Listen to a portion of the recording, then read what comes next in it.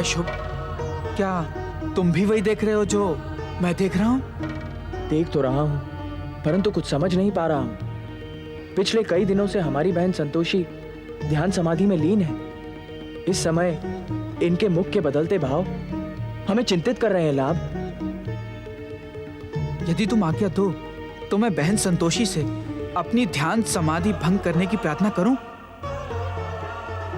नारायण नारायण। संसार में शुभ लाभ की प्रेरणा जगाने वाले मंगल मूर्ति श्री गणेश के महान पुत्रों, किसी की ध्यान समाधि में बाधा डालना अनुचित है। नारायण नारायण। देवऋषि, आप उचित समय पर पधारे। बहन संतोषी की ध्यान समाधि न जाने किस चिंता से प्रभावित हो गई है। जब भक्त के जीवन में अनिष्ट की काली छाया पड़ती है, तब उसके भगवान का इस प्रकार चिंतित होना उचित ही है। भक्त के जीवन में हम कुछ समझे नहीं देवऋषि। नारायण नारायण। भैया लाभ, माता संतोषी के परम भक्त भोलानाथ और भक्तिन सुनीति के जीवन में दैत्य गुरु शुक्राचार्य के उकसावे पर पाप ने अपनी पापी दृष्टि डाल दी है। इस समय माता संतोषी अपनी ध्यान समाधि में पाप और दैत्य गुरु शुक्राचार्य के हस्तक्षेप से चिंतित हो रही हैं। बहन संतोषी को चिंतित होने की क्या आवश्यकता? वे तो अपनी इच्छा मात्र से ही पाप और शुक्राचार्य को भस्म कर सकती है। कर सकती हैं, अवश्य कर सकती हैं। नारायण नारायण। पर वे तो संसार का मंगल करने वाली हैं, कल्याण करने वाली हैं। किसी को दंडित करने से पहले वे इस पर विचार अवश्य करेंगी। इस समय माता संतोषी के बदलते भाव उनके बदलते विचारों का संकेत है। देवऋषि, क्या हम अपनी प्रिय बहन संतोषी के भक्तों की सहायता नहीं कर सकते? क्यों नहीं कर सकते? अवश्य कर सकते हैं। तो हमें बताएं, हम क्या करें? किस प्रकार अपनी प्रिय बहन की चिंता का अंत करें? माता संतोषी के भक्तों को कल्याण का आशीर्वाद देकर आप दोनों उनके सुखद भविष्य की शुभकामना व्यक्त करें। उससे माता संतोषी की चिंता का अंत होगा। केवल शुभकामना? हम तो अपनी प्रिय बहन संतोषी के भक्तों की प्रत्यक्ष सहायता करना चाहते हैं देवऋषि। भैया शुभ लाभ, भक्त और भगवान के प्रत्यक्ष संबंधों के मध्य ना आने की चेतावनी भी संसार की शुभ शक्तियां बार बार देती हैं। मैं आप दोनों को प्रत्यक्ष सहायता करने का परामर्श नहीं दे सकता। देवऋषि, यदि हम उनकी प्रत्यक्ष सहायता नहीं करेंगे तो शुक्राचार्य द्वारा उत्तेजित पाप बहन संतोषी के भक्तों को अपनी पापी दृष्टि से कष्ट पहुंचाएगा। पाप वही करेगा भैया जिसकी अनुमति उसे भोला और सुनीति की आराध्य देवी माता संतोषी प्रदान करेगी। हर भक्त को अपने जीवन में अनेक परीक्षाएं देनी पड़ती हैं। भोला और सुनीति के जीवन की परीक्षाएं तो अब प्रारंभ हुई हैं। इन परीक्षाओं में उनके परिवार को भी साक्षी बनना पड़ेगा। जय संतोषी माता। ओम नमः शिवाय, ओम नमः शिवाय, ओम नमः शिवाय, ओम नमः शिवाय। महादेव भगवान शिव एवं महादेवी माता पार्वती की जय जय जय। ओम नमः शिवाय। नारायण नारायण। आहा। प्रणाम महादेव। प्रणाम माता पार्वती। आज लंबे समय के पश्चात तुम कैलाश कैसे आ गए देवर्षि? कहीं ऐसा तो नहीं कि तुम भूलवश इधर? नारायण नारायण। मैं भूलवश कैलाश नहीं आया माता। आप दोनों के दर्शनों से अपना जीवन सफल करने आया हूँ। अपना जीवन सफल करने की भावना बड़े लंबे समय के पश्चात तुम्हारे मन में जागी है देवर्षि। इतने दिन कैलाश न आने के पीछे कोई न कोई कारण तो अवश्य होगा। कारणों के कारण तो आप और भोलेनाथ हैं।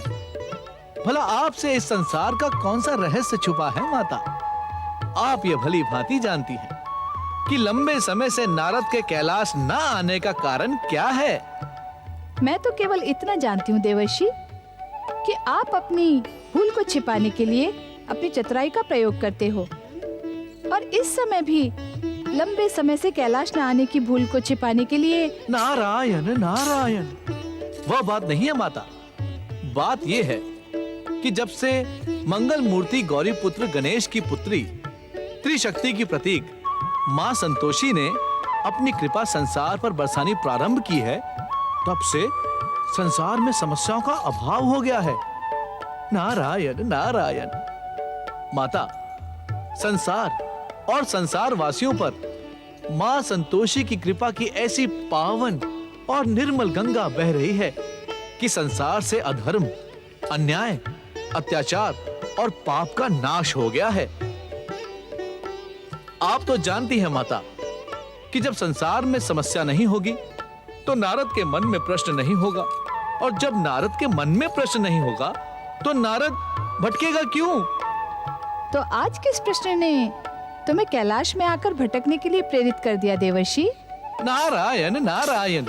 हे माता, आपके और महादेव के होते हुए भटकने का तो प्रश्न ही नहीं उठता। इस जिज्ञासु नारद को अपना प्रश्न पूछने से पहले ही उत्तर मिल जाता है। नारायण नारायण। परंतु आज पूछने पर भी आपको उत्तर नहीं मिलेगा देवर्षि। क्षमा करे भोलेनाथ, क्या इस अज्ञानी नारद से कोई भूल हो गई? मंगल मूर्ति श्री गणेश की पुत्री संतोषी के भक्त भोलानाथ और सुनीति के प्रश्नों को लेकर तुम जिस प्रकार श्री गणेश लोक से लौट आए हो, उसी प्रकार कैलाश में भी तुम्हें उस प्रश्न का उत्तर नहीं मिलेगा। परंतु क्यों स्वामी? देवर्षि का जिज्ञासा के अथाह सागर में भटकना उचित नहीं है? देवी पार्वती, हमारे देवर्षि नारद अपनी चमत्कारी अभिनय क्षमता से कभी भी जिज्ञासा के सागर में भटकते नहीं, संसार को भटकाने का प्रयास करते हैं। शिव शिव शिव शिव शिव शिव शिव शिव। हे भोलेनाथ, इस दीनहीन नारद से ऐसा क्या अपराध हो गया जो आप उसे इस प्रकार से प्रताड़ित कर रहे हैं? नारायण नारायण। प्रश्न अपराध का नहीं है नारद, प्रश्न है ज्ञान का, प्रश्न के उत्तर का। जिन प्रश्नों को लेकर तुम कैलाश आए हो, उन प्रश्नों का उत्तर कैलाश आने से पहले तुम दैत्य गुरु शुक्राचार्य और चिरंजीव शुभ लाभ को स्वयं ही दे चुके हो। कैसे प्रश्न, कैसे उत्तर? मैं तो कुछ भी नहीं समझ पा रही हूँ स्वामी। क्या प्रिय गणेश की पुत्री, प्रिय संतोषी के भक्त भोलानाथ और सुनीति के जीवन में किसी संकट की संभावना है? संसार के हर अमंगल को अपनी इच्छा मात्र से सुमंगल बना देने की शक्ति प्रिय संतोषी के भीतर है। नारद इस सत्य को जानते हैं। भोलानाथ और सुनीति के लिए तुम्हें चिंतित होने की आवश्यकता नहीं है पार्वती। आपको तो कोई भी चिंता स्पर्श नहीं करती। हर घटना का भविष्य आप भली भांति जानते हैं, परंतु आपके इस उत्तर से मैं संतुष्ट नहीं हो सकती। मुझे स्पष्ट और सरल शब्दों में बताएं स्वामी, क्या भोलानाथ और सुनीति के जीवन में कोई संकट की काली छाया? ये विधि का निश्चित विधान है देवी पार्वती कि भक्त और भगवान के संबंधों के मध्य किसी को नहीं आना चाहिए। इतना विश्वास रखो कि गणेश नंदिनी संतोषी अपने भक्तों पर सबसे शीघ्र कृपा करती है। भोलानाथ और सुनीति भी अधिक समय तक उसकी कृपा से दूर नहीं रहेंगे। नारायण नारायण। प्रणाम भोलेनाथ, प्रणाम माता पार्वती। नारायण नारायण। नंदी, आज्ञा करे माता। शीघ्र ही श्री गणेश लोक जाकर शुभ और लाभ को कैलाश ले आओ। इस समय तुमसे जितना कहा जाता है उतना ही करो। जैसी आपकी आज्ञा माता।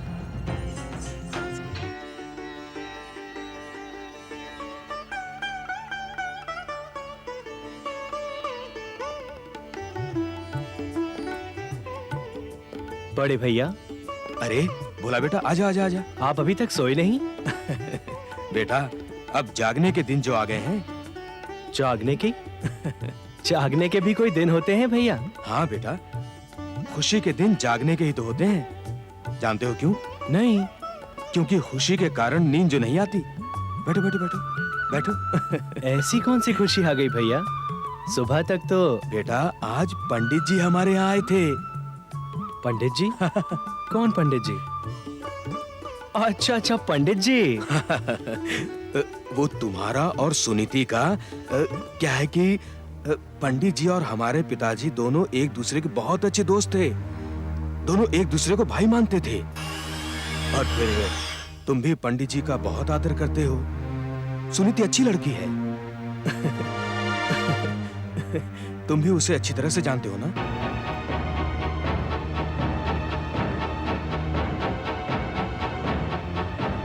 देख बोला, अब तू शादी के लिए हाँ कर दे।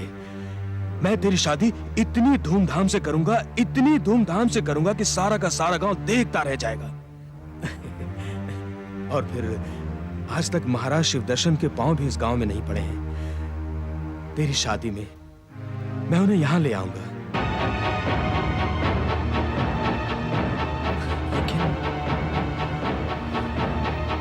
लेकिन भैया, लेकिन वेकिन कुछ नहीं बेटा।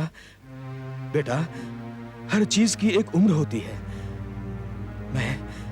मैं तुम्हारे मुंह से सिर्फ हाँ सुनना चाहता हूं। भैया, आपको तो मैं इनकार कर नहीं सकता। मुझे तो बापू का चेहरा भी याद नहीं, लेकिन बापू मुझे जितना प्यार करते, उससे ज्यादा प्यार आपने मुझे दिया है। बस मुझे शादी करने की आज्ञा ना दे भैया। मुझे शादी करने की आज्ञा ना दे। बड़े भैया,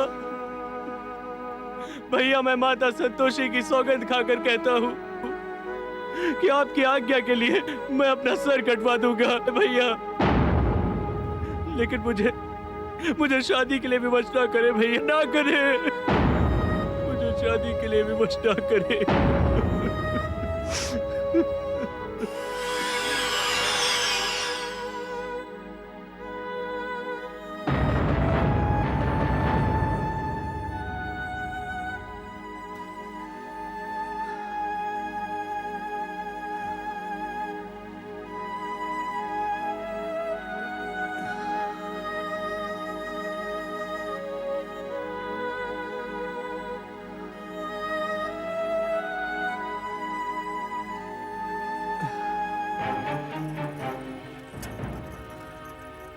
आ गए अपने लाडले को समझाकर।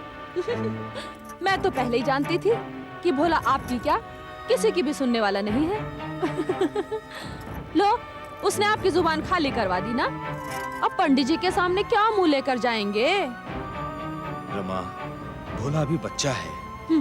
वो कब तक बच्चा बना रहेगा? रमा, यार तुम्हें क्या हो गया है? तुम्ही तो भोला की हर बात मानती थी। हर बात की एक सीमा होती है। भोला ने उन सीमाओं को लांघ दिया है। आज मेरा मन बड़ा दुखी है। बड़े भैया कितनी आस लगाए थे कि लल्ली का ब्याह भोला से होगा, लेकिन तुम्हारे बड़े भैया को हमने कोई वचन तो नहीं दिया था? मैंने तो दिया था। मैंने तो कहा था कि भोला का ब्याह लल्ली से करवाएंगे। पंडित जी को जुबान देने से पहले आपने मेरी जुबान की कीमत समझी? रमा, पंडित जी के संबंध इस घर के साथ बहुत पुराने हैं। सुनीति और भोला का ब्याह होगा तो बापू की आत्मा बहुत प्रसन्न होगी। प्रसन्न तो तब होगी जब भोला हाँ कहेगा। मैं तो कल ही बड़े भैया को पत्र लिख दूंगी कि लल्ली का ब्याह कहीं और कर दो। आज पहली बार मैं तुम्हारी भाषा में भोला के प्रति विरोध सुन रहा हूँ। रमा, रमा, तुम इस घर की बड़ी बहू हो। जैसा बर्ताव तुम करोगी, बिल्कुल वैसा ही और भी बहुएं करेंगी। ये ठीक नहीं है रमा।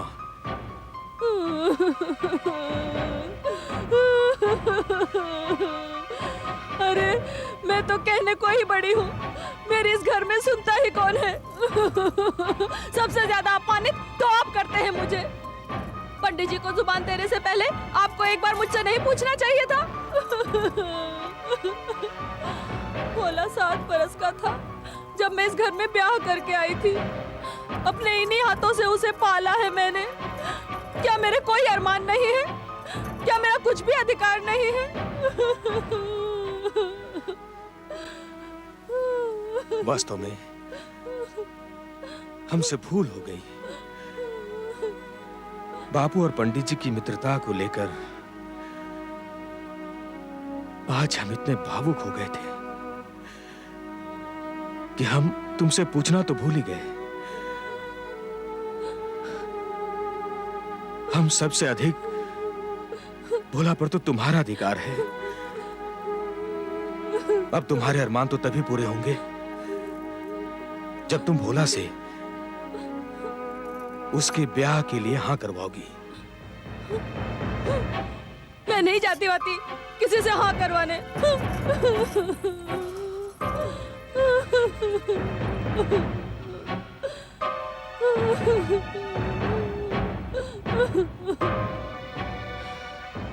ओम नमः शिवाय। ओम नमः शिवाय। ओम नमः शिवाय।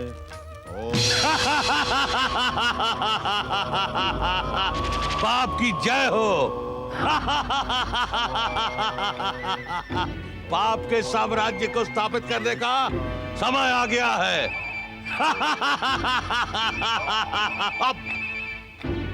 अब पाप के राज्याभिषेक का आयोजन करें दत्तगुरु। प्रिय पाप, क्या पुण्य पराजित हो गया? क्या धर्म का नाश हो गया? हाँ दत्तगुरु, हाँ।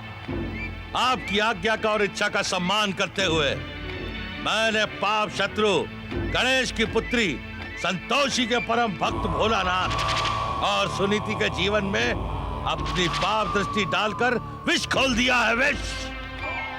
मेरी पाप दृष्टि के कारण भोलानाथ ने विवाह करना अस्वीकार कर दिया है। सुंदर, अति सुंदर। इस बार तुमने प्रशंसा योग्य कार्य किया है। पाप, तुम मेरे आशीर्वाद के पात्र हो। आपके परामर्श से मैंने भोला के परिवार में फूट डलवा दी है। भोला के विवाह को लेकर उसके परिवार में भयानक क्लेश के वातावरण ने जन्म ले लिया है।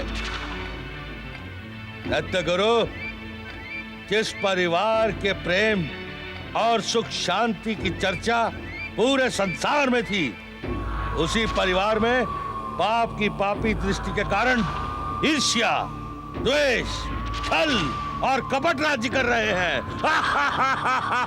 तुम्हारे इस कार्य से भक्तों के मन में भ्रम का जन्म होगा। वे भक्ति मार्ग छोड़कर पाप मार्ग की ओर बढ़ेंगे। बढ़ेंगे नहीं दत्तगुरु, बढ़ेंगे नहीं, बढ़ रहे हैं। दत्तगुरु, भोलानाथ के परिवार में ईर्ष्या, द्वेष, ताप और क्लेश का नंगा नाच हो रहा है। अब वो दिन दूर नहीं जब पाप का पूरे संसार में साम्राज्य होगा। मेरा साम्राज्य होगा, पाप का साम्राज्य होगा। सावधान पाप, सावधान। मंगल मूर्ति श्री गणेश और त्रिशक्ति की प्रतीक संतोषी अपने भक्तों की रक्षा के लिए सदा तत्पर रहती हैं। इस समय तुम्हारा सावधान रहना अति आवश्यक है। पाप को सावधान रहने की कोई आवश्यकता नहीं दत्तगुरु। अब तो संसार को पाप से सावधान रहना होगा। दत्तगुरु, जिस भोला के परिवार में मैंने विष के बीज डाले थे, अब तो उसकी फसल काटने का समय आ गया है। सावधान पाप, ऐसी मूर्खता ना करना। तुमने पहले भी ऐसी मूर्खता करके पराजय का अपमान झेला था। तुम भोला के परिवार पर निरंतर अपनी पापी दृष्टि लगाए रखो। इस बार तुम्हें विजय अवश्य मिलेगी। मिलेगी नहीं दत्तगुरु, मिल चुकी है। इस बार पाप को अपनी विजय पर कोई संदेह नहीं है। अब आप पाप के पापी साम्राज्य की स्थापना का शुभ मुहूर्त देखें दत्तगुरु। राम दत्तगुरु।